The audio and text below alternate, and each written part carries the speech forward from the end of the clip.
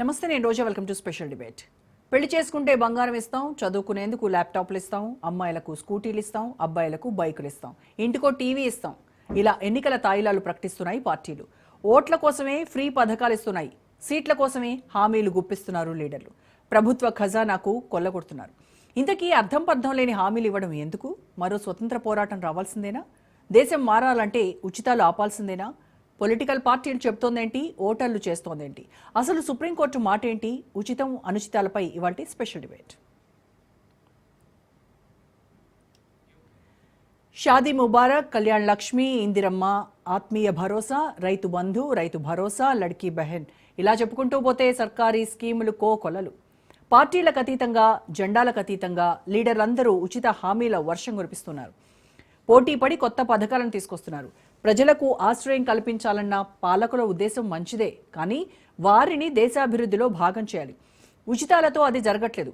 పట్టణ పేదరిక నిర్మూలన మిషన్ ఎంతకాలం పాటు పనిచేస్తోందో తెలియచేయాలని justice BR Gavai, justice Augustine జార్జ్తో కూడిన ధర్మాసనం మోడీ ప్రభుత్వాన్ని ఆదేశించింది.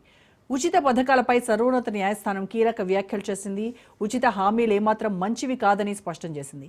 ఫ్రీ పథకాల వల్ల ప్రజలు పనిచేయడానికి ఇష్టపడటం లేదని ఘాటుగా కామెంట్స్ చేసింది సుప్రీంకోర్టు. ఉచితాలతో ప్రజలను పరాన్నజీవులుగా మార్చడం లేదా అంటూ రాజకీయ పార్టీలను ప్రశ్నించింది. సుప్రీంకోర్టు కామెంట్లతో దేశవ్యాప్తంగా చర్చ మొదలైంది. ఉచిత పథకాలు ఉండాలా వద్దా అనే అంశంపై సర్వత్రా మాట్లాడుకుంటూ ఉన్నారు. రైట్, ఇదే అంశంపై ఇవాల్టి మన డిబేట్లో మనం కూడా డిస్కస్ చేద్దాము. డిబేట్లో పార్టిసిపేట్ చేస్తూ ఉన్నారు బొల్లం మల్లయ్య యాదవ్ గారు, బీఆర్ఎస్ నాయకులు. నమస్కారం మల్లయ్య యాదవ్ గారు. నమస్కారం అండి. అలాగే శ్రీవర్ధన్ రెడ్డి గారు, బీజేపీ నాయకులు. నమస్కారం శ్రీవర్ధన్ రెడ్డి గారు. నమస్కారం అండి. అండ్ రాజకీయ విశ్లేషకులు ఉపాల్ లక్ష్మణ్ గారు మనతో జూమ్ లో జాయిన్ అయ్యారు. నమస్కారం లక్ష్మణ్ గారు. నమస్తే. రైట్, ముందుగా మల్లయ్య యాదవ్ గారు, అందరూ కూడా ఒకటే ఈ దేశవ్యాప్తంగా జరుగుతున్నటువంటి చర్చ గురించే ఇవాళ మనం డిస్కస్ చేయబోతున్నాము. సుప్రీంకోర్టు చాలా కీలక వ్యాఖ్యలు చేసింది. ఏవైతే రాజకీయ నాయకులు ఓట్ల కోసము ఉచిత హామీలు, అంటే అమలుకు సాధ్యం కాని హామీలు ఏవైతే గుప్పిస్తున్నారో వాటి పట్ల కొంత సీరియస్గానే వ్యాఖ్యానించింది. ఉచితాలు ఇస్తే ప్రజలు పనిచేయరు, అలాగే ఉచిత హామీలు మంచివి కావు అని చెప్తూనే ఉచితాలతో ప్రజల్ని పరాన్నజీవులుగా మార్చట్లేదా అని చెప్పేసి ప్రశ్నించడం జరిగింది. నిజంగా ఉచిత పథకాలు కావాలి, మంచిదే, కానీ అది ఎంతవరకు, అంటే ఆచరణలో సాధ్యం కాని హామీలు ఇచ్చేసి ప్రభుత్వ ఖజానాను కొల్లగొట్టడము, అప్పులు చేయడము, ఇదంతా కూడా ఆర్థిక వ్యవస్థను చిన్నాభిన్నం చేసేటువంటి పరిస్థితి. దీనిపైన మీ అభిప్రాయం ఏంటి మల్లయ్య గారు? ఇది స్వాగతించదగ్గ పరిణామం అండి. దేశానికి, భావితరాల వాళ్ళకి భవిష్యత్తు కోసం ఒక పునాది పడుతుంది అనుకోవాలి. మంచి రోజులు వస్తున్నాయని చెప్పేసి భావించాలి. ఈ రోజు న్యాయస్థానం ప్రస్తావించడం అనేది ఇది శుభ పరిణామం. ఎందుకంటే ఉచితాలు అనేటివి వద్దు అని ఎవరు చెప్పారు. ఎందుకంటే దేశంలో ఫిజికల్ హ్యాండిక్యాప్డ్ ఉన్నారు, మెంటల్ హ్యాండిక్యాప్డ్ ఉన్నారు, ఓల్డ్ ఏజ్ వాళ్ళు ఉన్నారు. వాళ్ళకి ఏదైనా ఆశ్రమం కోసమో లేకపోతే జీవనోపాధి కోసమో ఏదైనా సబ్సిడీలో ఇప్పుడు జాతీయ ఉపాధి హామీ పథకం పెట్టారు. అందులో వృద్ధులు కూడా కొంతమంది పని చేసుకోవడానికి జీవన పోషణ కోసం ఉపయోగపడుతుంది అని చెప్పేసి అటువంటి పథకాలు పెట్టారు. కానీ ఎన్నికలలో అధికారం కోసం, రాజకీయంగా లబ్ధి కోసం అధికారమే పరమావధిగా ఉచితాలు అనే పేరు మీద అయినోళ్ళకి కానోళ్ళకి ప్రతి ఇంటికి మేము స్వర్గసీమ చేస్తామని అరచేతులు వైకుంఠం చూపించడానికి, అది ఏ పార్టీ అయినా కానివ్వండి, ఒక పార్టీ అని కాదు, అన్ని పార్టీలు అదే పని చేస్తున్నాయి. ప్రాంతీయ పార్టీలతో పోటీ బట్టి జాతీయ పార్టీలు చేస్తున్నాయి. అధికారాన్ని కైవసం చేసుకోవడానికి ఆయా రాష్ట్రాలలో ఆ పార్టీలు పనిచేస్తూ ఉన్నాయి. ఎక్కడో ఒక దగ్గర ప్రత్యేకంగా ఒక స్ట్రిక్ట్ ఆఫీసర్స్ వచ్చినప్పుడు కొన్ని మార్పులు చేర్పులు జరుగుతూ ఉన్నాయి. మనకు ఉదాహరణ టిఎన్ శేషన్ గారు అప్పుడు ఎన్నికల కమిషనర్ గా ఉన్నప్పుడు, ఎన్నికల కమిషన్ అంటే అది ఒక రబ్బర్ స్టాంపు, మామూలుగా ఏమున్నది వాళ్ళు చెప్పినట్టు ఏదో జరిగిపోతుంది అనేది అంతవరకే పరిమితం ఉంటాయి. కానీ ఎన్నికల కమిషన్ కి ఇన్ని రకాల హక్కులు ఉంటాయి, బాధ్యతలు ఉంటాయి అనేది నిరూపించగలిగిండు టిఎన్ శేషన్ గారు. వారు ఉన్నంత కాలం ఎన్నికలంటే భయపడే పరిస్థితి రాజకీయ నాయకులు, రాజకీయ పార్టీలు కూడా వచ్చినాయి. ఆ తర్వాత క్రమంలో దాన్ని కొనసాగించడానికి మళ్ళీ ఆ వ్యవస్థలలో వేరే సొంత వ్యక్తులను నియమించుకోవడం కానీ, నీరుగార్చడం కానీ అటువంటిది జరుపుకుంటూ వచ్చింది. కాబట్టి ఎక్కడైనా అక్కడో ఇక్కడో ఒక పోలీస్ డిపార్ట్మెంట్ లోనో కానీ, రెవెన్యూలో కానీ, లేకపోతే మంచి కలెక్టర్ కానీ, ఇట్లా ఎవరైనా ఉన్నతాధికారులు ఒక ఆశయాలతో వచ్చినప్పుడు ఆడ కొంచెం మార్పు పడుతూ ఉంది. మళ్ళీ అది వాళ్ళు అక్కడి నుంచి బదిలీ అయిన తర్వాత వేరే ఇబ్బందుల వల్ల వైదొలిగిన తర్వాత జరుగుతూ ఉంది. కానీ ఈ ఉచితాలు అనేటివి కేవలం ప్రజలు ఆధారపడుతున్నారు అంటే, ప్రజలు ఆధారపడి అడిగిన దానికంటే ముందే రాజకీయ పార్టీల అధికారం కోసం మేము వాళ్ళు ఒక పార్టీ ఏదైనా అనౌన్స్ చేసిందంటే దానికి అదనంగా ఒక అడుగు ముందుకేసి మేము అంతకంటే అదనంగా ఇస్తామని చెప్పుకునే పరిస్థితి ఈ రోజు రాజకీయ మేనిఫెస్టోలలో పెడుతున్నారు, హామీలు ఇస్తున్నారు, అధికారంలోకి వస్తున్నారు. సాధ్యాసాధ్యాల కాడికి ఆలోచన చేయడానికి వస్తే మనకున్న బడ్జెట్ లో, మనకున్న ఆదాయంలో, మనకున్న అప్పులలో ఇది సాధ్యమవుతుందా, అసాధ్యమవుతుందా, అది అమలుకు నోచుకుంటుందా లేదా అనేది ఆలోచించట్లేదు. వాళ్ళకంటే వీళ్ళు మెరుగ్గా హామీలు ఇచ్చారు కదా అని చెప్పి ప్రజలు మోసపోతా ఉన్నారు. రాజకీయ పార్టీలు మభ్య పెడతా ఉన్నాయి. అయితే ఈ ఉచిత దురదృష్టకరం ఉచిత ఏంటంటే హామీలకు వచ్చేసరికి ఆ పార్టీ ఈ పార్టీ అనేం కాదు, ఏ పార్టీ కూడా అతీతం కాదు. అన్ని పార్టీలు అదే ప్రతిదీ పని కూడా చేస్తున్నాయండి. పోటీ పడి మరీ ఇస్తా ఉన్నటువంటి పరిస్థితి. అన్ని పార్టీలు, దీంట్లో ఎవరు అతిథులు కాదు. ఇంకా దురదృష్టకరమైన పరిస్థితి ఏంటంటే ఇలా కడుపులో ఉన్న బిడ్డకు కూడా రేపు ఇంకా భూమి మీద పుట్టక ముందే తల మీద అప్పు ఉంటుంది. ఎస్, అది దేశం చేయనివ్వండి, రాష్ట్రం చేయనివ్వండి. అసలు భావితరాల భవిష్యత్తు కోసం, రేపు రాబోయే యువతరం కోసం సైంటిఫిక్ గా మనం ఏం చేద్దాము.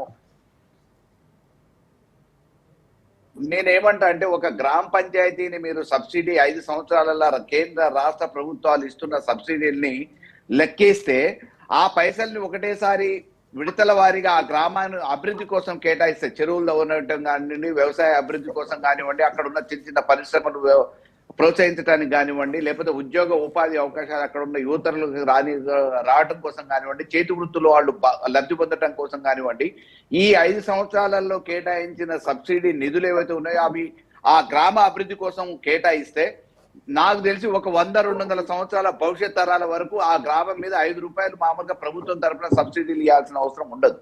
ఎందుకంటే వాళ్ళు స్వయం ప్రాతిపదికన గ్రూపుల మాదిరిగా డెవలప్ కావడానికి, కోఆపరేటివ్ సొసైటీ ఏర్పాటు చేసుకోవడానికి, ఎక్కడికక్కడ చేతి వృత్తుల వారు వాళ్ళ సంస్థల్ని ఇంకా మెరుగుపరుచుకోవడానికి, ఉపయోగించుకోవడానికి ఉపయోగపడే విధంగా విద్య, వైద్య రంగాల్ని అభివృద్ధి చేయడంతో పాటు స్వయం ప్రాతిపదికన ఉద్యోగ ఆర్థిక విషయాలు మెరుగయ్యేటట్టు మన ప్రభుత్వాలు ఒక ముందు చూపుతో ఆలోచిస్తున్నాయి. అంటే అది ఆలోచించకుండా అధికారం రావడం కోసం, అధికార బలం కోసం మేము ఇవాళ హామీలు ఇస్తున్నాం, ఆ హామీలు మేము నెరవేరుస్తాం, మమ్మల్ని నమ్మి ఓటేయండి అని అంటున్నారు. ఓటేసిన తర్వాత ఇప్పుడున్న పరిస్థితులలో ఆర్థిక పరిస్థితులు సహకరించట్లేదు, ఆర్థిక వనరులు లేవు, మేము అప్పులు చేయలేము, అప్పులు చేయాలంటే దేశాల్లో ఉన్న వనరులు తాకట్టు పెట్టే పరిస్థితి ఉంది, అమ్మాల్సిన పరిస్థితి ఉంది, కాబట్టి ఇది చేయలేము అని చెప్పేసి చేతులు ఎత్తేసి మామూలుగా కాలయాపన చేస్తే ఏ రాయి అయితే నెత్తిపాలు కొట్టుకోవడానికి ఆయన చేసేది లేదు, ఈయన చేసేది లేదు. ఆఖరికి ఈ ఎన్నికలలో మన బాగు చేయడానికి కోసం కాదు, వాళ్ళ లబ్ధిదో వాళ్ళు చూసుకుంటారు. కాబట్టి ఈ ఎన్నికలలో మాకేం లబ్ధి జరుగుతుంది అనేది ఓటర్ ఆలోచించే పరిస్థితి కనుకొచ్చింది.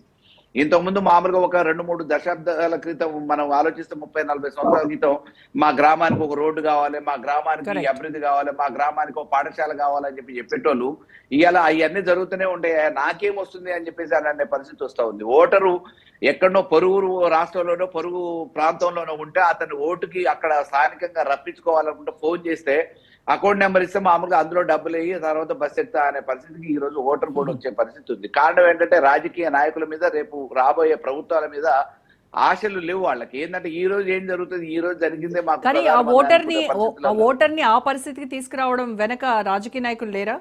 వాళ్ళే కదా డెఫినెట్ గా రాజకీయ పార్టీలే, అందులో అనుమానం ఏం లేదు. ఎవరు దానికి అతిథులు కాదు. కానీ ఈ వ్యవస్థ ఈ రకంగా పోటీలు పడి హామీలు ఉచితాల పేరు మీద ఇచ్చి ఒకళ్ళు పోటీలు పడి, పోయినసారి వాళ్ళు అది ఇచ్చింది కదా హామీ, పోయినసారి అది అమలు చేసారు కదా, దానికంటే అదనంగా మేము అమలు చేస్తామని చెప్పేసి ఇంకొక ఆయన హామీ ఇవ్వగానే ఓకే ఆయన కంటే ఈయన. మీకు ఎగ్జాంపుల్ మామూలుగా ఇంట్లో పెన్షన్లు అత్తకి కోడలు కానీ కూలోళ్ళకు కూడా అని చెప్పేసి అనే ఇవన్నీ కలిపితే మాకు 10,000 వస్తాయి, ఇంకో 2,000కో 3,000కో హాలిడేస్ అప్పుడు కష్టపడితే నా కుటుంబం ఏం కష్టపడకుండా బతుకుతుంది కదా, వీళ్ళకే గుద్దుదామని చెప్పేసి గుద్దుతుండే. ఇది ఇటువంటి పరిస్థితుల వల్ల ఈ ఉచిత అనే పేరు మీద హామీలు అడ్డగోలు గీయడంతో ప్రజలు కూడా మోసపోతా ఉన్నారు. మోసపోయిన ప్రజలకి మళ్ళీ రేపు సమాధానం చెప్పలేక ఇబ్బంది పడుతూ ఉన్నాయి ఆ ప్రభుత్వాలు. దీనివల్ల ఆర్థిక వ్యవస్థ దెబ్బతింటుంది. సోమరపోతులుగా మనం తయారు చేస్తున్నాం. స్వయం ప్రాతిపదికన ఉద్యోగ ఉపాధి అవకాశాలు కల్పించలేకపోతున్నాం. మన చేతి వృత్తులు కనుమరుగైపోతున్నాయి. మనకున్న అనేక రకమైన వనరులు ఈ రోజు చూడండి, మీకు బీహార్, అస్సాం, ఛత్తీస్గఢ్ వేరే రాష్ట్రాల నుంచి వచ్చి పనిచేసి కార్మికులుగా బిల్డింగ్ విభాగానికి సంబంధించిన కార్మికులు కానీ, ఇతర రంగాల్లో కానీ, ఆఖరికి నాట్లేయటానికి కూడా ఒరిస్సా నుంచి లేబర్ వస్తున్నారండి. మన దగ్గర ఉన్న వాళ్ళని ఏముంది ఇల్లు గడుస్తుంది కదా, నెలకు 10,000 15,000 ఆ పథకాలు ఈ పథకాల పేరు మీద ప్రభుత్వం ఇస్తా అంటుంది, మనం పోయి రెక్కలు ముక్కలు చేసుకోవాల్సిన అవసరం ఏముందా అని అంటే వేరే పొరుగు రాష్ట్రాలలో అటువంటి పరిస్థితి లేక ఈ రోజు వచ్చేసి ఇక్కడ సుప్రీంకోర్టు నాట్లకు కూడా కూడా అదే విషయం కోతలకి నాట్లకు కూడా సుప్రీంకోర్టు కూడా అదే విషయాన్ని వ్యాఖ్యానించడం జరిగింది. అంటే పని చేయడానికి ఎవరు సుముఖంగా లేరు, బద్ధకంగా తయారవుతున్నారు అనేది. రైట్, ఇక మనతో జాయిన్ సో అయ్యారు ఏ కపిలవాయి రాజకీయ దిలీప్ పార్టీ కుమార్ గారు. రేపటి భవిష్యత్తులో Yes. పోటీ చేసినా అన్నికలలో ఇటువంటి ఉచితాల హామీలు కాకుండా దేశ ప్రయోజనాల కోసం యువతరం కోసం హామీలు ఇస్తే బాగుంటుందనే ఒక ఆలోచనతోనే దీన్ని కట్టుదిట్టమైన చర్యలతో చట్టాలు చేస్తే బాగుంటుంది అనేది నా అభిప్రాయం. రైట్ అండి, మనతో ఇప్పుడే డిబేట్ లో జాయిన్ అయ్యారు కపిలవాయి దిలీప్ కుమార్ గారు, కాంగ్రెస్ నాయకులు. నమస్తే అండి దిలీప్ గారు.